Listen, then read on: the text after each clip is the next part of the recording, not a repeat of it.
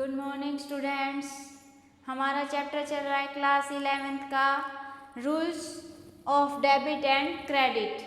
ठीक है बेटा, हम जो है क्वेश्चंस प्रैक्टिस कर रहे थे। ठीक है, तो हमारे जो है आज नेक्स्ट क्वेश्चन है। देखो कैसे है। Open a T shape account of debtor Brij and write the following transactions on the proper side. इसमें बेटा आपको वही टी शेप अकाउंट बनाना है, लेकिन अब की बार किसका बनाना है? डेटर का। ठीक है बेटा, आपको ये है ट्रांजैक्शन दे रखी है। ठीक है, तो हम जो है ब्रिज का जो है क्या बनाएंगे? T shape account. देखो टी शेप अकाउंट बनाएंगे, यहाँ लिखेंगे ब्रिज डेटर। ठीक है, डेटर अकाउंट। इसके बाद जो है हम इसके 4 कॉलम इस साइड और 4 कॉलम इस साइड बनाएंगे। तो डेट पर्टिकुलर, एक तो डेट होएगी इसमें हमारी particular JF amount, date particular JF amount. इस तरह जो है 4 पार्ट इस साइड 4 पार्ट उस साइड। ये था हमारा टी शेप अकाउंट। अब जो है हमें डेटर का टी शेप अकाउंट बनाना है। ठीक है बेटा, तो हम जो है ट्रांजेक्शन पढ़ते हैं। First transaction, sold goods to Brij on credit ₹25,000। अब इसमें देखो फर्स्ट बात तो ये है कि डेटर क्या हमारा एसेट है। ठीक है बेटा, और जब भी एसेट आपकी डिक्रीज होती है तो आप उसको क्रेडिट साइड में लिखते हो, और जब भी इंक्रीज होती है तो आप उसको डेबिट साइड में लिखते हो। ठीक है बेटा, इसमें एक तो आपको ये बात पता होनी चाहिए, ये सिर्फ मैंने आपको समझाने के लिए लिखा है कि ये इंक्रीज होती है, ये डिक्रीज होती है। अगर एसेट होती है तो डेबिट साइड इंक्रीज होती है और क्रेडिट साइड डिक्रीज होती है। ठीक है बेटा, ये आपको एग्जाम में नहीं लिखनी है, ये सिर्फ आपको सोचनी है और सोच के जो है लिखनी है। आपको टी शेप अकाउंट जो है बनाना है। ठीक है बेटा, नेक्स्ट बात आती है, देखो first sold goods to Brij on credit. अब जो है क्रेडिट पे ब्रिज ने क्या लिया है? गुड्स लिया है। तो इसमें क्या होएगा? देखो अकाउंटिंग इक्वेशन क्या होएगी? तो इसमें क्या होएगा? सोल्ड गुड्स 25,000, यानी कि हम जब भी गुड्स खरीदते हैं तो क्या अकाउंटिंग इक्वेशन करते हैं? एक तो हमारा स्टॉक जो है वो उसमें प्लस करते थे, एक हम डेटर में प्लस करते थे। ठीक है बेटा, ठीक है, तो डेटर में प्लस करते हैं तो इंक्रीज हुआ है, तो हम इसमें लिखेंगे सोल्ड गुड्स 25,000। ठीक है बेटा, नेक्स्ट है कैश रिसीव्ड फ्रॉम ब्रिज 10,000।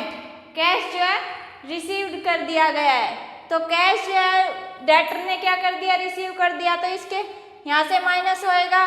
ठीक है, तो माइनस होएगा तो डिक्रीज हो रही है, तो हमारी क्रेडिट साइड में हम लिखेंगे, तो क्या लिखेंगे? Cash received 10,000। ठीक है बेटा, नेक्स्ट बात आती है डिस्काउंट अलाउड टू हिम। और इसको क्या हुआ है? डेटर को डिस्काउंट दे दिया गया है, यानी डेटर ने जो है अपने पैसे दे दिए तो उसका जो डिस्काउंट है वो भी माइनस हो जाएगा। ठीक है, तो ये भी यहीं आ जाएगा, डिस्काउंट अलाउड 500 रुपीज। नेक्स्ट बात आती है गुड्स रिटर्न बाय ब्रिज ₹5,000।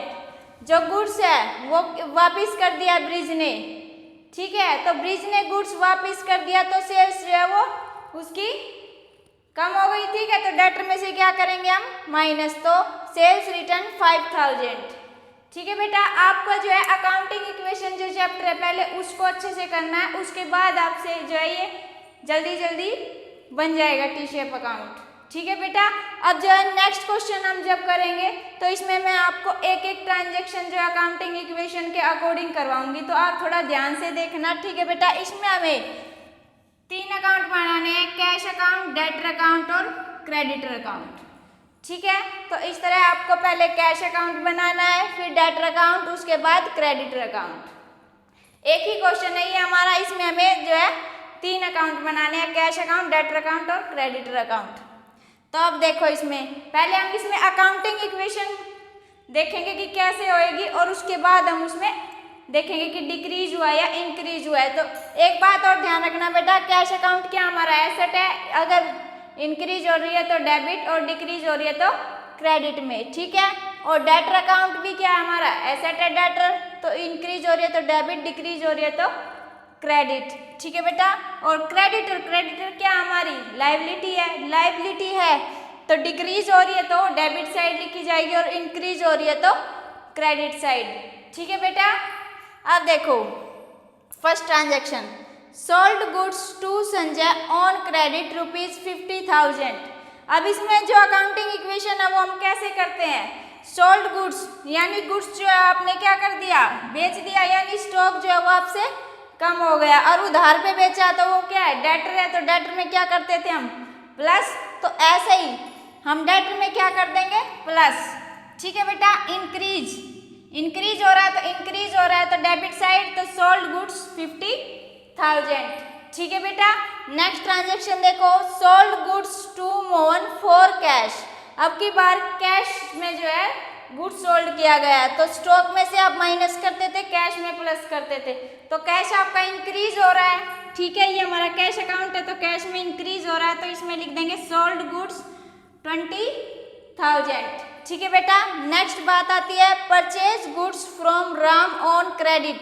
अब की बार जो है गुड्स परचेज किया गया क्रेडिट पे, तो स्टॉक में प्लस करते थे और क्रेडिटर में प्लस करते थे, तो क्रेडिटर में हम क्या कर देंगे, प्लस कर देंगे। ये हमारा क्रेडिटर अकाउंट है, ये इंक्रीज साइड है, तो इंक्रीज में क्या लिखेंगे, परचेज गुड्स 25,000। ठीक है बेटा। नेक्स्ट बात आती है कैश रिसीव्ड फ्रॉम संजय।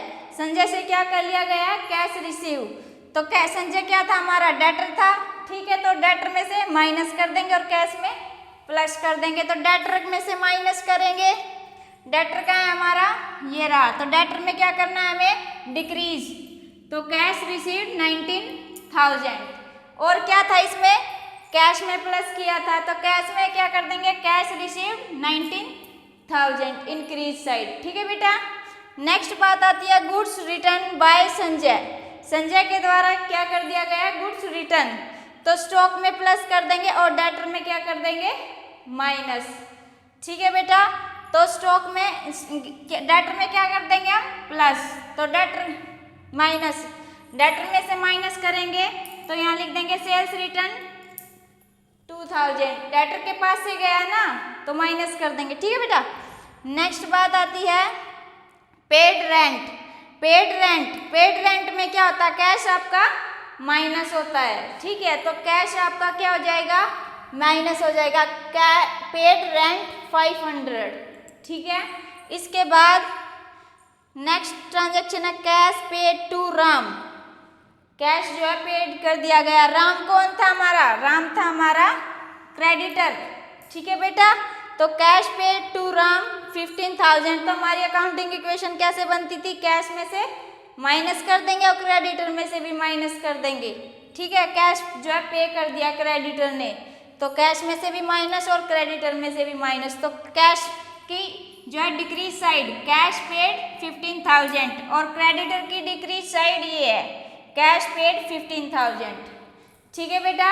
इसके बाद हम क्या करते थे, इसके बाद हम इनकी कास्टिंग करेंगे। ठीक है, तो इसकी कास्टिंग आई 39,000 और इसकी कास्टिंग जो है ये 39,000 आई है, और इसकी जो बैलेंस जो आपकी बैलेंसिंग बची वो थी बाय बैलेंसिंग CD 23,500। ठीक है बेटा। नेक्स्ट देखो इसकी कास्टिंग 50,000 ये ज़्यादा है। ठीक है, 50,000 यहाँ लिख दी, दोनों साइड जो है हमें सेम कास्टिंग लिखनी होती है। उसके बाद जो बैलेंसिंग बचती है वो इसमें लिखेंगे जिसका जो टोटल है वो कम है। ठीक है बेटा। तो by balance CD carry down 29,000 इसमें बचेगा। ठीक है, आगे देखो इसकी कास्टिंग है 25,000। ठीक है, और अब की बार जो है ये जो बैलेंस है डेबिट साइड ये कम है, तो इसकी बैलेंसिंग बचेगी 10,000। ठीक है बेटा। इस तरह जो है हमें क्वेश्चन सोल्व करने हैं।